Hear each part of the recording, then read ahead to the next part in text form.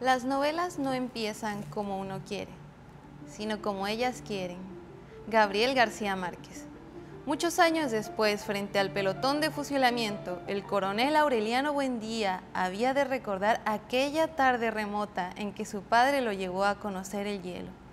Es así como inicia una de las obras más populares de Gabriel García Márquez, Cien años de soledad, considerada también una de las mejores novelas de la literatura hispanoamericana y universal, que mezcla elementos mágicos y oníricos con relatos de la vida cotidiana.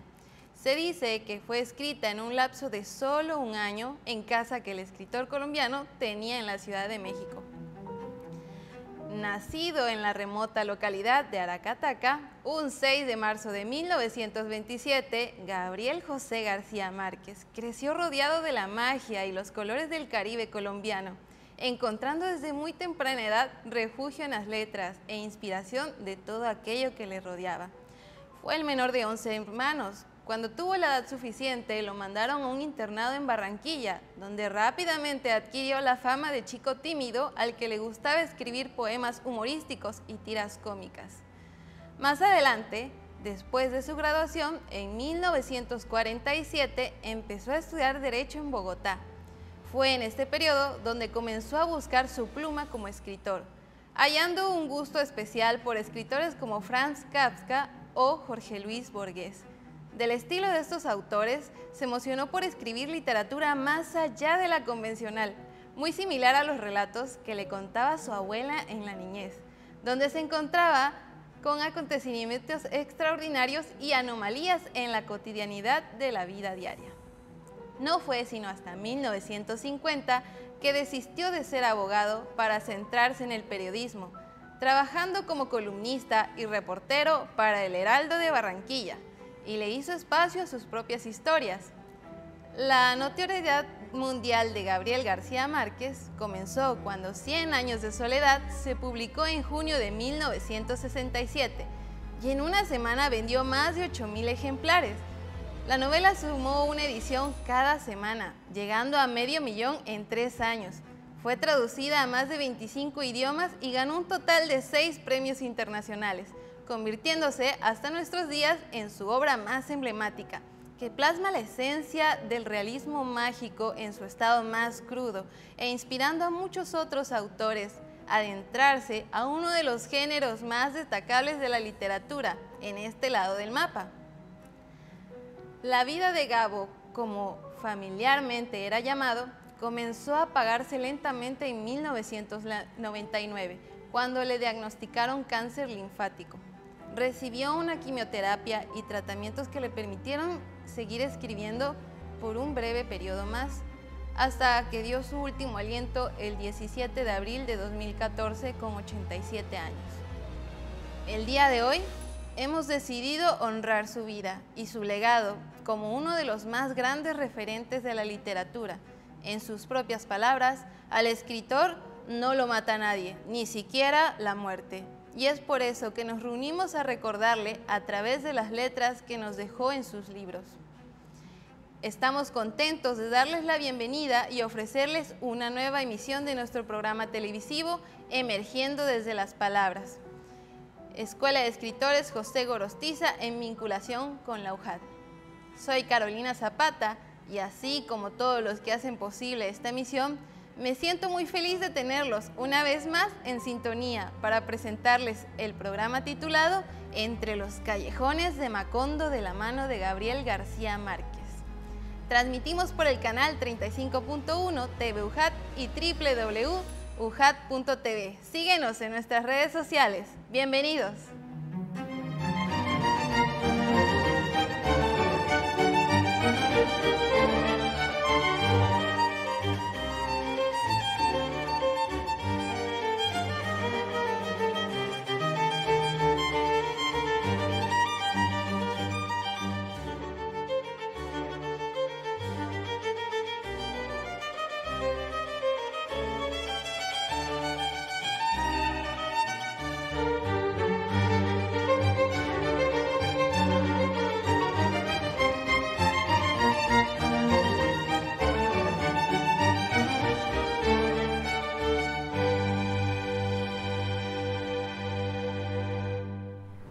Muchas gracias, querida Carolina. Hola, ¿qué tal a todos? Yo soy Rebeca Delgado, conductora de Emergiendo desde las Palabras, el programa cultural a cargo de la Escuela de Escritores José Gorostiza en vinculación con la UJAD.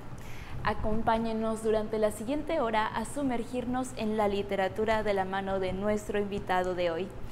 Nos emociona presentarles nuestro capítulo llamado Entre los callejones de Macondo, de la mano de Gabriel García Márquez. Estimados televidentes, hoy le dedicamos este programa a todos los amantes del realismo mágico, escritores y lectores enamorados de la fantasía y lo sobrenatural en la realidad cotidiana. Para hablar un poco más de este tema, tenemos en el foro a un invitado muy especial y uno de nuestros favoritos, el maestro Jesús Cuevas Ábalos. Gracias por acompañarnos el día de hoy. Hola Rebeca, gracias. Buenas tardes. Antes de iniciar, cuéntenos un poco más acerca de usted, sobre todo sus proyectos actuales. Muchas gracias. Bueno, en este momento particularmente estoy participando de un proceso ahí, pero lo que hoy me tiene aquí es el hecho de que estudiamos con la Escuela de Escritores Tabasqueños un diplomado en creación literaria que derivó en la edición y publicación de una antología pequeña, pero al final antología, claro, con resultado de lo que escribimos durante el proceso del diplomado en creación literaria. Y eso creo que es lo que me tiene aquí invitado, ¿no? Y además participando en este tipo de actividades que son áreas de interés personal, porque uno sigue leyendo, sigue escribiendo cosas, buscando obviamente seguir desarrollando algo que es una vena personal, diríamos por ahí. Uno tiene una formación particular, claro, pero siempre hay una vena, ¿no?, que sí, pasa por ahí con otros temas, ¿verdad?, que son de interés para uno. Y yo creo que uno de ellos es eso, escribir algunas cosas que son para mí, obviamente, para mi reflexión, y algunas que pueden terminar en alguna antología como esta que estamos comentando. Sí, claro, como escritores siempre seguimos escribiendo, ahora claro, sí, válgase la redundancia, y es algo que no podemos como despegar muy fácilmente de nosotros, aunque nos dediquemos a otras cosas. Regresas siempre, una y otra vez a escribir, siempre, ¿no?, se vuelve a mover la pluma. Muchas gracias por estar aquí, maestro. Bien, para poder entrar un poco más a fondo en el tema que nos reúne el día de hoy, estamos conmemorando el aniversario luctuoso de Gabriel García Márquez, que es probablemente una de las figuras más emblemáticas de la literatura hispanoamericana, pero también recordando toda su influencia en la misma, especialmente su legado en el realismo mágico, que es un género literario muy característico de aquí, y de los que se considera uno de los más grandes exponentes. ¿Por qué no empezamos a hablar un poco más de él, más allá de la introducción que ya nos hicieron? Porque dicen que para comprender al autor hace falta sumergirnos un poco más en su vida para lograr esta conexión con sus obras. ¿Qué fue de la vida de Gabriel García Márquez? Pues fíjate que, y para todos los que van a vernos, nos están viendo en este momento, Gabriel García Márquez, para decirlo concretamente, Gabriel José de la Concordia García Márquez, es el nombre completo. Efectivamente, él partió de esta tierra el 17 de abril del año, pues, ¿qué? 2014, perdón. Sí, efectivamente, porque vamos a cumplir el 11 aniversario luctuoso, ¿verdad? Gabriel García Márquez, como es conocido, o como le dicen algunos el Gabo, o sus familiares le decían Gabito, pues fue un niño que creció con sus abuelos, ¿no? Cuando uno lee la historia de Gabriel García Márquez en retrospectiva, comprendes después por qué escribe, o por qué escribió lo que escribió y cómo lo escribió, ¿no? Definitivamente, cuando digo, no hay comparación, ¿verdad?, pero las cosas que nosotros a veces escribimos en producto de la escuela de escritores, pues no puede salir algo de otra parte si no sale precisamente de quien está produciendo algo, ¿no? Sí, claro. Entonces, Gabriel García Márquez fue un niño que quedó con sus abuelos prácticamente desde que nació, porque sus padres migraron a lo que podría ser el equivalente a la capital de aquel momento. Efectivamente, como decía Carolina en la introducción, este pueblito era un pueblito, una provincia de menos de 10,000 habitantes, muy sencilla, mucha pobreza, Sí. que de alguna manera sirve para él como un ejemplo para luego escribir la introducción de lo que sería la novela que todo el mundo sabe y conoce de Gabriel García Márquez, que es 100 años de soledad, ¿no? Estas 20 chocitas de barro a la entrada de un pueblo, una cosa así, ¿no? Era un pueblo, como se describe, bananero, ¿no? El nombre precisamente que utiliza él para la novela, y al ponerle al pueblo Macondo, lo toma precisamente de una hacienda que estaba cerca de ese pueblo, que una hacienda bananera que se llamaba exactamente así, que le habían puesto por nombre Macondo.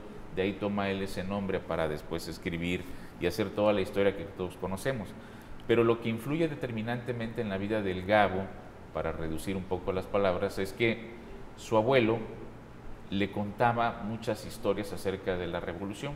Por aquellos años había una disputa armada, hablamos de 1899, 1800 y 1900 y tanto, entre liberales y conservadores, dos partidos en un encuentro, en un desencuentro, y el abuelo del Gabo tenía muchas historias que producto de eso comentaba con su nieto.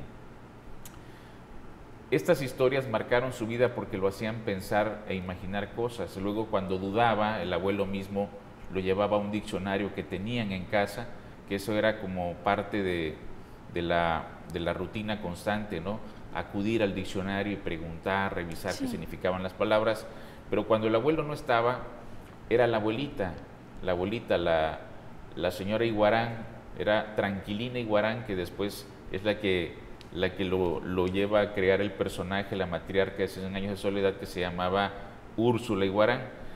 Esta señora pues era una mujer con mucha imaginación, ¿no? El propio Gabo describe después que su abuela era una mujer muy supersticiosa, que tenía una imaginación muy estimulada, que pensaba muchas cosas y constantemente cuando era niño le decía, por ejemplo, ahí no entres porque ahí murió una persona y ahí puede pasar esto, si almas, tú entras, y hay almas, hay fantasmas. Entonces, él creció creyendo, porque además dice él, mi abuela decía las cosas de tal manera que las creías. Era irrefutable, eran verdades indiscutibles, y entonces pues creía exactamente todo. Entonces creció entre cosas reales y fantasía, ¿no? Sí, justo iba a mencionar eso, cómo se encuentran estos dos aspectos tan diferentes. Entonces sí podemos imaginarnos al pequeño Gabriel García Márquez escuchando todo este realismo de la vida de el coronel, que es como se refería hacia su abuelo, luego le decían coronel. El coronel. Y el cómo en comparación con las historias fantasiosas de su abuela entendemos un poco más a fondo el momento exacto en el que se unen ambos en sus escritos. Sí, hay algo curioso. Del Gabo se dice después que él había sido abandonado por sus padres. Es una historia curiosa porque su papá era un telegrafista. Digo, hablando un poco, profundizando en la vida de él, porque es importante saber esto para los que nos están sintonizando. Su papá era un telegrafista. Su madre era una mujer pues, del pueblo, sencilla, pero que pues, era muy cuidada y protegida por sus padres, en este caso los abuelos. Cuando ella se enamora del telegrafista, los padres no querían que esa relación persistiera y la mandan a otra ciudad para alejarla de eso. Pero este hombre, el papá del Gabo, pues empieza con sus actividades de telegrafismo, mandar cartas a la mamá del Gabo y logra conquistarla al paso de mucha insistencia, ¿no? La logra conquistar con cartas. Eso también marca la vida de Gabriel García Márquez, porque esto lo dice él después. Él no lo sabe cuando es niño, obviamente, ni siquiera había nacido. Pero el punto es que después, cuando él crece y ya se ha formado, se ha desarrollado entre el periodismo y la escritura, es que entonces entrevista a sus padres, ¿no? Hay una parte importante ahí que dijo Carolina en la introducción acerca de la relación con el papá, pero cuando los entrevista, logra darse cuenta que entre ellos se enamoran a través de ese carteo, ¿no? Ella termina aceptándolo, se casan, al poco tiempo la mamá se embaraza, y cuando está embarazada le llama a su madre, en este caso a doña Tranquilina Iguarán, la abuela del Gabo, y le dice, ¿sabes qué? Estoy embarazada, mamá. Y le dice, vente para acá, para que aquí nazca el niño, ¿no? Acá lo vamos a cuidar.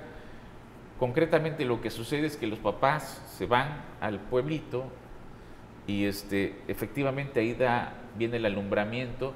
Dice la historia familiar, por ahí cuentan que Gabo creció mucho, eran creo que como casi 4 kilos, ¿no? 4 kilos y cachito, ¿no? Y que eso en aquellos tiempos, no la medicina tan avanzada como ahora, ¿no? Que la mamá tuvo un parto muy difícil y estuvo a punto de que el bebé pudiera perder la vida. Sin embargo, logran que nazca el niño, y la abuela decide que lo va a cuidar en tanto ella se repone.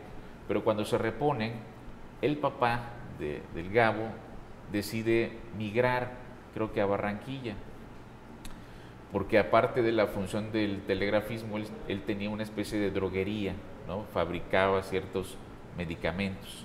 Entonces decide irse para instalar una especie de farmacia, y obviamente pues se va con su esposa, pero se queda el niño, que no había cumplido ni siquiera el año. Se dice que tenía en promedio 6 meses de edad, o 8 meses cuando ellos se van, ¿no?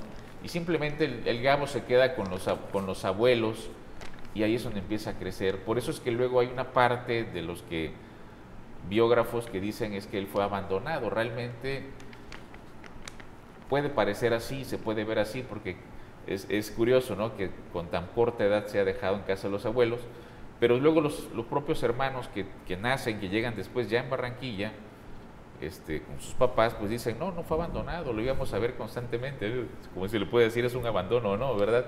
El punto es que el Gabo crece ahí, entre sus abuelos, escuchando todas esas historias y creciendo en medio de todo eso. Es a los 8 años que, a instancias del papá, es llevado a Barranquilla, en donde termina de estudiar lo que estaba estudiando, entra al bachillerato, hace un bachillerato. Eran tiempos convulsos, por cierto, seguían los conflictos. Por ahí un poquito más adelante es que sucede lo que comentaba Carolina en la introducción, que se matricula como para estudiar derecho, para estudiar leyes, esto impulsado por el papá, porque el papá, ya Gabo había expresado, yo quiero ser escritor, y entonces el papá no quería. Sí, claro. El papá habían conflictos, luego el Gabo lo diría en una entrevista, ¿no? Sí. Habían conflictos porque el papá decía, yo quería que mi hijo fuera médico o abogado, y lo único que había en aquellos tiempos era o medicina o derecho, ¿no? Sí. La Universidad Nacional de Colombia solamente tenía esas dos en aquellos tiempos. Entonces, él se matricula en derecho, pero dicen que era muy mal estudiante, que se la pasaba escribiendo poemas y relatos y cosas como esas. Y era conocido en la escuela por eso. Era conocido por eso, además de tímido, ¿no? Una característica que lo acompañó durante prácticamente mucho tiempo. Entonces, todo ese tipo de cosas hacen, en un momento de su vida, hacen crisis, porque él dice, yo no quiero esto, decide salirse, el papá se enoja con él, y en un cumpleaños del Gabo más adelante, cuando le dice, yo quiero ser escritor, papá le dice, pues vas a comer papel, ¿no? Porque de qué vas a vivir, ¿no? Y en un tiempo después, que viene un cumpleaños del Gabo, el papá le regala una máquina de escribir, ¿no? Y lo curioso es que cuando abre la máquina de escribir, dice la historia, los biógrafos, que iban a empeñar esa máquina de escribir, ¿no? La iba a empeñar el Gabo, pero cuando la abre para el que le iba a revisar para ver cuánto le daba por ella, encuentra que había una nota ahí del papá del Gabo para él, donde le decía, te suelto la perra, ¿no? Te suelto la perra era así como que, bueno, ¿eso quieres? Ahí está, ¿no? Son todas esas anécdotas, Gabo las platica bien en las entrevistas, en distintos contextos y momentos, porque se nota que son cosas que marcaron, son momentos de su vida que lo marcaron, ¿no? Claro. Que lo fueron puliendo para luego llegar a ser lo que fue. Sí, sí, sí, qué interesante cómo se fue construyendo como escritor. Y precisamente usted mencionaba una parte muy importante acerca de la formación de Gabriel García Márquez, que es cómo empieza a estudiar Derecho, luego lo deja y empieza su carrera en el periodismo. Y precisamente hablando de su desempeño como periodista mientras escribía sus libros, ¿qué tan importante fue este oficio en la vida de Gabriel García Márquez que recuerdo, era algo que le llenaba mucho también, además de escribir sus obras? Sí, bueno, Gabriel García Márquez realmente, como su deseo era escribir, pues encuentra oportunidad en diarios locales, donde escribía cosas de todo tipo, ¿no? Alguna vez alguien dijo, ¿quién es que escribe cosas que nadie entiende, ¿no? Porque era una combinación de muchas cosas que escribía, no había algo en particular, ¿no?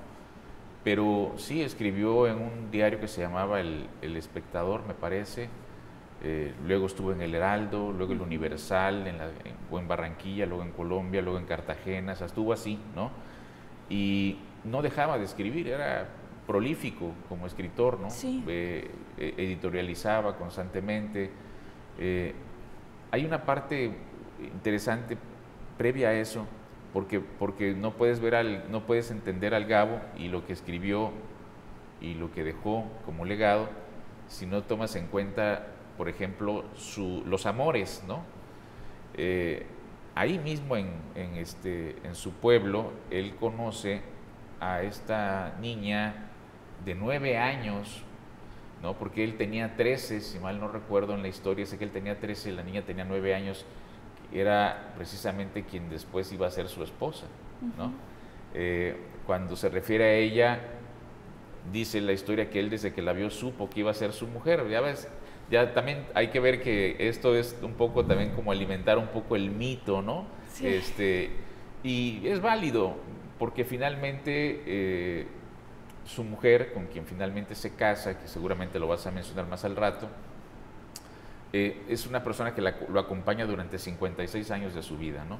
Y resulta, termina siendo el motor de todo lo que él iba a hacer, porque la labor del escritor es una labor, aunque no se ve, porque ya cuando galardonan a un escritor, cuando le aplauden, lo que se hace es aplaudir y galardonar un producto ya hecho, terminado, ¿no? Pero lo previo, necesidades, dificultades, penurias, hambres, ¿no? Todo eso pasó el Gabo, y eso no se notó. Cuando hizo la función en el periodismo, pues era así, ¿no? Ganaba muy poco, luego lo mandaron de corresponsal a distintas partes. En Cartagena, él escribe una columna de, creo que fueron como 14 episodios en distintos momentos, que se llamó La historia del náufrago. Esa historia fue basada en una historia real, porque hay un barco, en aquellos momentos, ya comentaba yo hace rato, que habían conflictos armados al interior de Colombia, y había un barco que intervino en este asunto, que se llamaba El Destructor, una cosa como esa. Entonces ese barco naufraga porque dentro del barco el capitán, quien era además cercano en este caso a quien era el dictador en aquel tiempo de Colombia, traían enseres domésticos, traían estufas, ¿no? Traían neveras, estufas, refrigeradores, una serie de cosas, ¿no? Que además era contrabando y venía mal estivado. En un momento en donde el barco iba navegando, ocurre un desastre. Esto se mueve del lugar, cae sobre unos marineros y prácticamente mueren todos. El único que sobrevive es este marinero que se llamaba, algo te me voy a acordarle el nombre, pero él inspira la historia del náufrago. Ya. Gabriel García Márquez empieza a escribir sobre el náufrago, pero al escribir la historia del náufrago, pues obviamente no deja fuera el caso de corrupción de esos productos que no debían haber estado ahí. Habló de contrabando, o sea, fue una mezcla entre lo que él escribió y dedujo de la historia con lo que encontró que era real. Claro. Entonces fue silenciado, literalmente tuvo que huir, ¿no? Y ahí es donde empieza lo curioso, no ahí, desde antes, ¿no? Pero digo, ahí esta travesía de tener que irse porque tu vida está en peligro. Entonces le dijeron, sabes que te tienes que ir porque te pueden matar. Es así como es enviado a Europa como corresponsal, ¿no? Pero al poco tiempo de llegar a Europa, el diario que lo había enviado como corresponsal cierra, y entonces al cerrar, porque el gobierno lo perseguía, pierden el trabajo y se queda en Europa prácticamente varado, en París, sin dinero, ¿no? Y eso es diríamos que una historia de estas peripecias, nada planeado. Lo que resulta curioso y fascinante del mito, acerca de el mito que rodea la vida de Gabriel García Márquez, es que parecería, y claramente parece que así es, nunca tuvo prácticamente nada planeado, ¿no? Su mente era escribir, ¿no? Escribir por escribir, sus editoriales, sus columnas y todo lo que a él le gustaba, pero no tenía él en mente, necesito un ingreso para poder subsistir. Él confiaba en que lo que le llegara con eso sobreviviría. Entonces, cuando se queda sin trabajo, dice la historia que él decide quedarse en París, a seguir escribiendo, y ya no regresa. Entonces, allá conoce a una mujer, ¿no? Ya para este momento, Mercedes, acá en Colombia ya había una especie de compromiso. Ya para ese tiempo el Gabo, pues, ya era un hombre de más de 30 y tantos años, ¿no? Sí. Qué historia tan interesante que rodea la vida de Gabo Márquez. Estamos teniendo una charla encantadora. Sin embargo, es hora de ir a un breve descanso. Les agradecemos que estén en sintonía con nosotros. Vamos a unos cortes promocionales y regresamos con Emergiendo desde las Palabras. Volvemos en breve.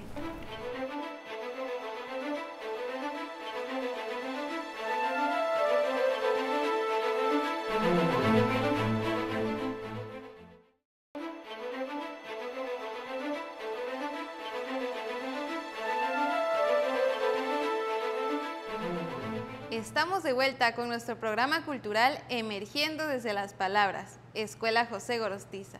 Es un gusto que sigan con nosotros. Recuerden que la Escuela de Escritores José Gorostiza y la Universidad Juárez Autónoma de Tabasco trabajan en conjunto por el bien de los profesionales de la palabra y la difusión cultural. La Escuela de Escritores José Gorostiza pone a su disposición el curso de redacción y ortografía, entre otros, así como los diplomados en formación y creación literaria y redacción profesional, ambos avalados y certificados ante la UJAT. Los trabajadores y estudiantes de nuestra máxima casa de estudios tienen un 30% de descuento en el costo de las mensualidades. No dejes pasar esta oportunidad. Para más informes, llama a los números 99 31 46 73 90 y al 99 32 64 75 02. Sigan esta oferta académica en nuestro Facebook Diplomados José Gorostiza y que fluyan las letras. También queremos hacerle la invitación por parte del municipio de Centro y la red de bibliotecas al taller En Primavera la Biblioteca te espera, del 21 al 25 de abril en todas las bibliotecas de Centro. Inscríbete en tu biblioteca más cercana. También la Universidad Juárez Autónoma de Tabasco, junto con la asociación Late Fuerte, invitan a seguir usando las mini bibliotecas con la intención de ayudar a fomentar la honestidad y la lectura entre los estudiantes. La lectura de libros físicos y digitales. Dichos módulos se encuentran con códigos QR para la descarga de libros por internet. Además, las mini bibliotecas contarán con libros físicos que se pueden intercambiar por alumnos y lectores. Pues ya lo saben, están cordialmente invitados. Antes de continuar con la entrevista, quiero compartir esta frase. El libro para leer no es el que piensa por ti, sino el que te hace pensar. Muchas gracias. Regreso al otro lado del estudio. Muchas gracias, Caro. Volvemos a nuestro programa cultural en este segundo segmento de la mano del maestro Jesús Cuevas Ábalos. Antes del corte discutíamos un poco más a fondo acerca de la vida del escritor Gabriel García Márquez. Y bueno, para hacer una recapitulación de lo que fue su biografía, ya mencionamos acerca de su infancia y lo mucho que marcó para empezar a crear su carrera como escritor, la situación respecto a su padre y el cómo su oficio de reportero también influyó bastante a la hora de contar sus historias y del cómo había mucha importancia en darle mayor fuerza a lo que ocurría, más allá de la fantasía, sino también a lo que ocurría a nivel político, social, en lo que le rodeaba. ¿Algún detalle más que quiera compartir respecto a esto? Gracias, Rebe. Sí, pues hay mucho que decir ahí, pues nada más que obviamente, como para decirlo cronológicamente y no perdernos, ¿verdad? Cuando el abuelo fallece en 1937, el abuelo del Gabo, don Nicolás Márquez, ¿no? Hay que decir que es una, diríamos, el Gabo tenía una frase que cuando le preguntaban sobre cómo escribe y qué piensa de los libros, y él dice, voy a parafrasearlo porque no recuerdo exactamente de memoria, pero dice algo como esto: cuando pienso en un libro pienso en una imagen, decía el Gabo. Esta frase tiene mucho sentido cuando lees parte de su acervo, porque te das cuenta que, por ejemplo, el abuelo, don Nicolás, tiene, en el Coronel no tiene quien le escriba, hay una parte del abuelo, ¿no? Sí. Porque en esa novela habla de un hombre que está esperando una pensión que no le llega y se muere esperando que la pensión llegue y no llega, ¿no? Pero eso se vuelve también en una especie de fotografía en la que él se refleja años después, cuando estando en París, que es lo que decíamos antes del corte, se queda sin trabajo y estaba esperando que algo sucediera para que pudiera vivir sí. de algo, ¿no? Algunos amigos conocidos de él, biógrafos también que han escrito sobre él, dicen que hizo de todo en París, vivía en un hotel que era atendido por prostitutas, ¿no? Las prostitutas que él las recuerda y que inspiraron esa otra novela que comentábamos antes de empezar, ¿no? La memoria de mis sí. tristes, ¿no? Esta parte de estas mujeres que lo atendían, le preparaban la comida, lo atendían en términos generales, y a cambio él les ayudaba a escribir cartas para sus familias, ¿no? Porque es que mantener comunicación, o para algún enamorado, ¿no? Entonces, ese era el intercambio entre el Gabo y quienes lo procuraban, y así podía sobrevivir. Pero otros dicen que también a veces por las noches en algún bar cantaba y de ahí se ganaba 4 o 5 francos para la comida del siguiente día. Estaba en Francia, ¿no? Entonces, esa era la vida de alguien que, lo que decía yo, que puede resultar de repente fascinante y arriesgado al mismo tiempo, es vivir sin tener prácticamente control de nada. Es decir, se lanzó, se quedó, no hubo trabajo y pues aquí nos quedamos para sí. poder escribir, pero no tenía ni con qué vivir, ¿no? Y entonces fueron momentos de mucha pobreza. O sea, él pasó realmente hambre, muchas dificultades, no le fue bien, porque todos escuchamos Gabriel García Márquez y wow, y ¿no? te imaginas el genio literario, y, sí, pues sí, claro. Pero lo que hay detrás de eso, todo eso marcó su vida para hacer lo que escribió, ¿no? Aquí, por ejemplo, conviene recordar que en estas andanzas que andaba entre bares y en esa vida así media entre romántica y un poco, ¿cómo decíamos? Sí, de romanticismo de la época, la música. Ahí conoció a una mujer que se llama, todavía vive creo, Tachia, le decían los amigos, era una actriz española de origen vasco que vivía en Francia y le llamaban Tachia Quintanar.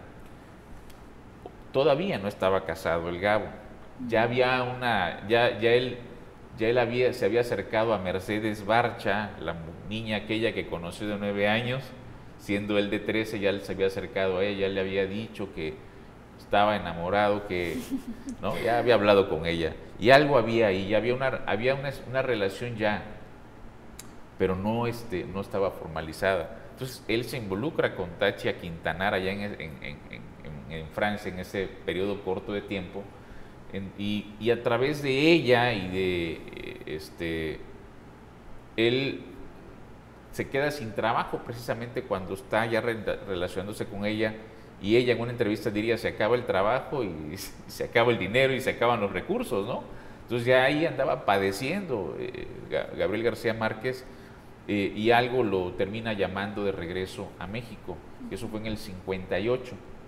Para cuando regresa, formaliza su relación con Mercedes Barcha, se casan. No regresa a México, corrijo, no regresa a México. Él regresa, me parece, si mal no recuerdo, a Barranquilla, se casa, y de ahí un amigo de él, que es alguien de nombre Plinio Aculeio, algo así el apellido, no recuerdo bien, no quiero cometer otro error. Plinio, y le dice: bueno, ¿qué vas a hacer? ¿No? Entonces ellos querían seguir en el asunto de escribir y todo, y Gabo le dice: pues quisiera ir a México, ¿no? Así es como llega a México. Ahí conviene abrir un paréntesis para decir esto. En alguna entrevista posterior, Gabriel García Márquez diría: bueno, ¿qué te llevó a México? Porque cuando se vuelve un boom la historia de Gabriel García Márquez con 100 años de soledad, que es su obra cumbre, ¿no? Y que la escribe precisamente en la Ciudad de México. La escribe en la Ciudad de México, la escribe en un tiempo récord. A eso hay que comentarlo también y dedicarle unos minutos para decirlo, porque es espectacular. Pero el punto es él empieza a sufrir un poco la detracción de su gente en Colombia, porque de alguna manera consideran que él pues abandonó Colombia y se fue detrás como del glamour.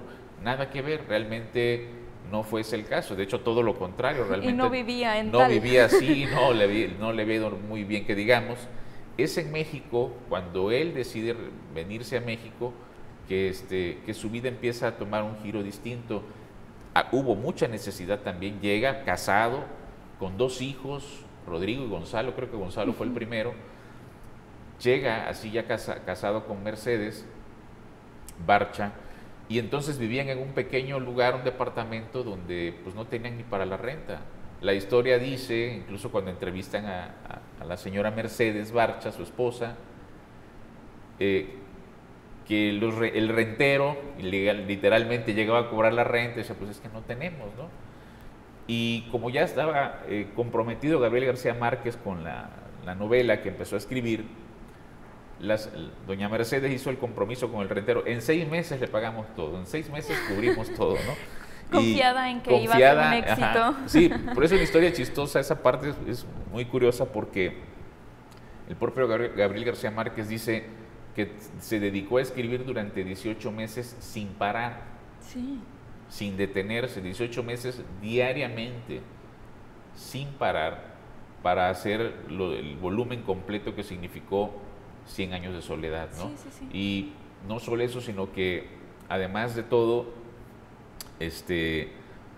para cuando termina de escribirla, dice que algunas cosas las escribió con negro, otras con rojo para evitar errores, y la persona que le ayudaba en el cuidado de esto, dice la historia, que ya después se lo contaría ella a él, porque en el momento no se lo dijo, que en un día lluvioso se llevó la novela para hacer unos acomodos y no sé qué allá en su casa, y que bajando de un camión se le cayó por el agua todas las hojas de la novela, que hubieron personas ahí que le ayudaron a esta chica a recoger todo eso, y llegó a su casa y dice que con una plancha las empezó a secar, ¿no? Por el temor a perder todo lo que estaba ahí escrito, ¿no? Porque no había computadoras. Así es algo que después esta joven que lo ayudaba lo platicaría, ¿no? Como parte de esa historia, todo lo que hubo detrás de una novela que marcó, es un hito, ¿no? Entonces, y que como que alimenta la fantasía que alimenta rodea. la fantasía, el mito alrededor de la propia vida de él. Decía yo que esto de su pareja en Francia es un episodio que también marca su vida de una manera quizás no tan buena, porque esa relación sí lleva a que ella, Chachi Quintanar, se embarace, pero ella toma la decisión de no tenerlo, ¿no? Después de hablarlo con él, y él no la detiene, sino simplemente deja que ella decida. Pero cuando eso pasa, algunos de sus biógrafos dicen que el Gabo sufrió mucho y que fue algo que una especie de herida abierta que trajo durante el resto de su vida, y ahí surgió un cuento que se llamó Tu sangre sobre la nieve, ¿no? Ese es un cuento que no es muy conocido, pero que ahí está, él escribió tus gotas de sangre sobre la nieve, una cosa como esa, porque para esto el Gabo nunca había conocido la nieve, y es en París donde conoce la nieve, estando con un amigo en una cafetería, con Plinio precisamente, ve que está cayendo algo, sale y ve el piso rodeado así todo blanco y se emociona, ¿no? Porque nunca en su vida había visto la nieve. En su pueblo, pues Colombia, prácticamente en el Caribe colombiano, un calor tremendo, ¿no? Y ahí dicen algunos de sus biógrafos que parte de eso es lo que forma parte de unos párrafos de su novela de 100 años de soledad, donde dice que las paredes ahora de las casas se podrían hacer de hielo, ¿no? Para que ya no sea la provincia calurosa y no sé qué, algo por ahí más o menos dice, ¿no? Sí. Pero eso tiene que ver con todos esos episodios que hubo a lo largo de su vida. Que lo fueron marcando, ¿no? Sí, y que se ven plasmadas en todas estas obras. En todo, porque además todas están relacionadas. Sí, el hecho de que Macondo aparezca en otras historias también, en otros cuentos, en otras narrativas, es muy interesante todo este aspecto de cómo va llevando su obra a lo largo de su vida. Y bueno, ya entrando un poquito más en el tema del género literario, del realismo mágico, del que se considera uno de los más grandes exponentes y un género del que no podemos hablar sin mencionarle. ¿Cómo nace el realismo mágico? ¿Cómo es que aparece y se vuelve tan especial? Y al mismo tiempo, ¿qué lo diferencia de otros géneros con los que podría ser comparado, ya sea la fantasía o la ficción, que parecen no estar tan alejados de él? Yo diría que sí está alejado un poquito, ¿no? Tiene su particularidad el realismo mágico, porque ¿qué es lo que inspira en Gabriel García Márquez? Entre otras cosas, él dijo en alguna ocasión que lo trajo a México, dijo él, entre otras cosas, dice, fue una novela en el género narrativo, una obra de género narrativo, en este caso de Carlos Fuentes, que se llamaba La zona más transparente o el lugar más transparente, algo como eso. La región más transparente. La región más transparente, perdón. Y una narrativa donde se habla precisamente de aspectos de la sociedad mexicana de la época, ¿no? Incluía hasta un aspecto de los indígenas, pero hablaba de las clases sociales, hablaba de la distinción que había entre grupos, ¿no? Y un poco de las características y la idiosincrasia del mexicano en la época, ¿no? Y Gabriel García Márquez diría después que eso lo trajo, ¿no? Lo cierto es que después se vuelve muy amigo de Carlos Fuentes, ¿no? Eran muy amigos. Carlos Fuentes, años después diría, en el 82, cuando Márquez recibe el Premio Nobel de Literatura por 100 años de soledad, diría, soy el escritor más feliz, ¿no? Esa frase también se le atribuye a Carlos Fuentes, porque dice, no hay ningún otro escritor más feliz que yo, algo así, porque cualquiera diría, que envidia, ¿no? Pero realmente, como eran muy amigos, eso a él lo pone muy contento.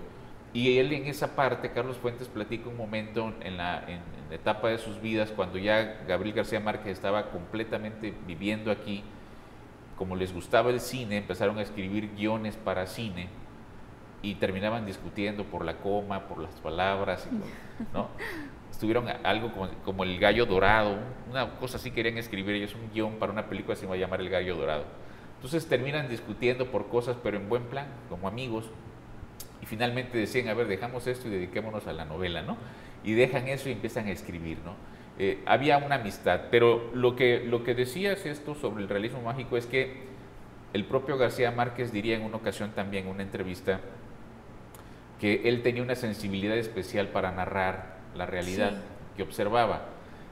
Entonces, esto combinado con las historias que le contaba su abuela, con las que les contaba su abuelo, con lo que vivió en distintos momentos y lugares donde estuvo, le permitió arribar a esto que entendemos como realismo mágico, que no es que nació propiamente con él, porque había escritores como Carlos Fuentes, que también echaba mano de estos recursos, pero con Gabo llegó a un punto que hoy sigue siendo un referente, ¿no? Sí, sí, sí. Entonces, para que el 100 años de soledad sea comparada a la par, por ejemplo, de El Quijote, ¿no? Una novela también que es, aparte de voluminosa, pues tiene mucha fantasía. Sí, así es. Entonces,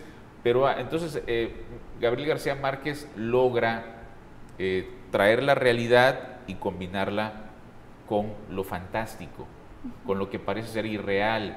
Y eso él lo toma de Kafka. Sí. Kafka escribe pues esta novela que todos conocemos, La Metamorfosis, y el que es el personaje de La Metamorfosis creo que es Gregorio Samsa, ¿no? Dice que en una mañana despierta, convertido se da cuenta que es un monstruo, sí. un insecto monstruoso, gigante. ¿no? Gigante y monstruoso, ¿no? Y eso cuando Márquez lo lee dice, wow, o sea, podemos escribir lo que sea, ¿no? Sí. Eso, ahí estoy parafraseando, no lo dijo así, pero es algo que lo impacta y lo lleva entonces a él. Y se identifica él, mucho, ¿no? Así es, porque se da cuenta, es que hay que decir una cosa, lo que pasa es que en la época lo que escribían en otras latitudes, por ejemplo, los ingleses, los franceses, era todo lo que se escribía tenía que como que justificarse, ¿no? Si escribías y entonces cayó y eso sucedió porque esto y esto, ¿no? Entonces era mucho explicar el porqué de lo que se escribía dentro de la propia narración de una novela o de cualquier género. Entonces eso para Gabriel García Márquez fue así como un quitarse un esquema y decir yo puedo decir lo que sea y no tenemos que justificar por qué hay aquí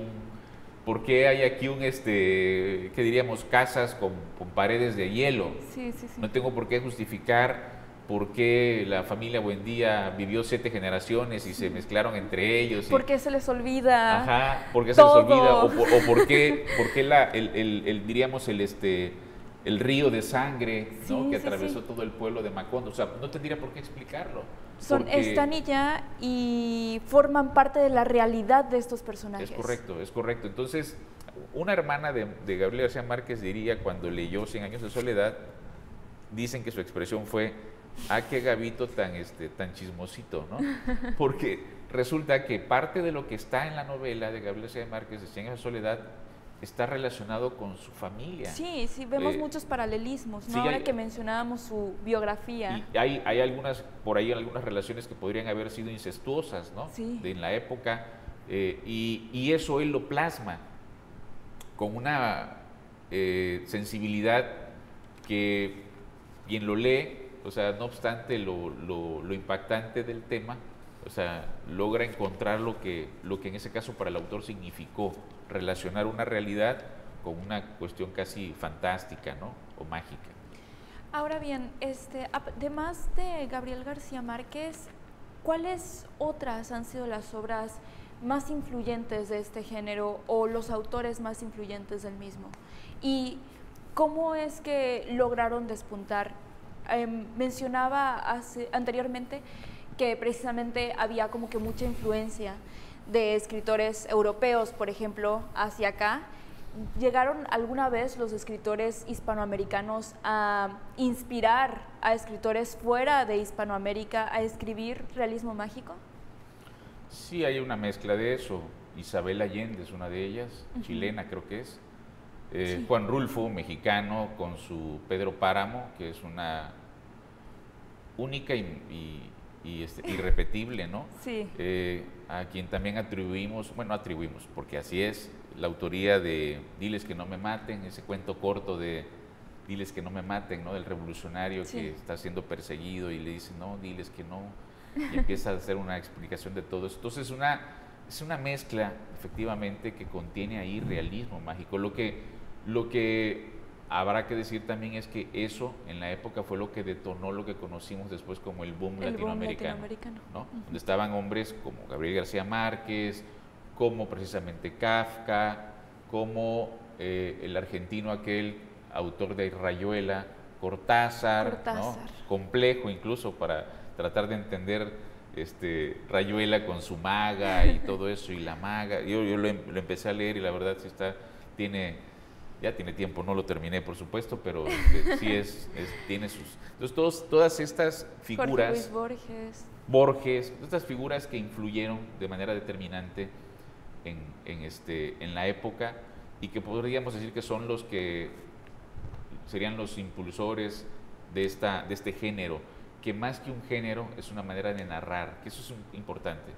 El género literario hay muchos, o los que ya todos conocemos, pero cuando hablamos de un realismo mágico, hablamos, en nuestro país hablamos de algo en donde se procura mezclar la realidad y normalmente de aspectos sociales reales con ciertos tonos de lo mágico, ¿no? Sí. De lo imaginativo, de lo que desearíamos que pase y que sucede de otra manera, ¿no? Es interesante. Y sin perder sobre todo la cultura y la esencia que hay acá. Quiero decir, cuando lees a escritores hispanoamericanos, sobre todo los que pertenecen a tu propio país, los escritores mexicanos, por ejemplo, si ves mucha pertenencia, mucha cultura de esta parte y el cómo logran mezclar todo eso en sus historias, a diferencia de otros autores que escriben muy de su lado del mapa, por así decirlo. Qué plática tan interesante y qué padre seguir dándole importancia a todo este tema. A veces pareciera que el realismo mágico se empezó a perder ya, que ya no se escribe con tanta frecuencia como se escribía antes. Y bueno, traerlo a conversación puede hacer que existan más escritores que no solo se interesen en él, sino también contribuyan a seguir escribiéndolo y sobre todo lectores que se interesen en tomar un libro de este género. Y precisamente hablando de esto, para cerrar esta agradable entrevista, nos gustaría que compartiera una reflexión sobre su propia opinión del realismo mágico y sobre todo, ¿qué recomienda leer para convencer a alguien que no ha leído realismo mágico de hacerlo? Bueno, la lectura en todos los sentidos es una necesidad, ¿no? La lectura es una forma de, lo voy a decir con responsabilidad, una forma de abstraernos de un mundo estresante, ¿no? De un mundo que exige mucho de nosotros para muchas cosas, ¿no? Y cumplir con muchas cosas. Y la lectura te permite abstraerte de esa exigencia de una realidad que ahí está, que no la puedes negar, ¿no? Entonces, a través de la lectura, pues, viajas, creces, te vuelves otro personaje, cambias de personaje, ¿no? Particularmente este género es un género que ayuda, entre otras cosas, a imaginar, ¿no? A pensar que hay distintos mundos posibles. Entonces, pues el realismo es eso, más que un género, es una forma de explicar una realidad que está ahí a nuestro alrededor y por eso hay que invitar a todos a leer, ¿no? Muy importante, hay que explorar toda la obra de Gabriel García Márquez, hay para todos intereses. Muchas gracias, maestro Cuevas, gracias a todos ustedes por quedarse con nosotros a lo largo de este programa. Y antes de despedirnos, bueno, compartir con ustedes las siguientes líneas. Me di cuenta de que la realidad no es solo los policías que llegan matando gente, sino también toda la mitología, las leyendas, la fantasía y aquello que también forma parte de la vida de las personas. Gabriel García Márquez. Muchas gracias a los controles técnicos, a TV UJAT, a la Escuela de Escritores José Gorostiza que nos tiene aquí hoy y sobre todo al licenciado Guillermo Narváez Osorio, rector de nuestra máxima casa de estudios. Se despide de ustedes Rebeca Delgado, nos vemos pronto en nuestro siguiente programa por este mismo canal a la misma hora. Hasta la próxima.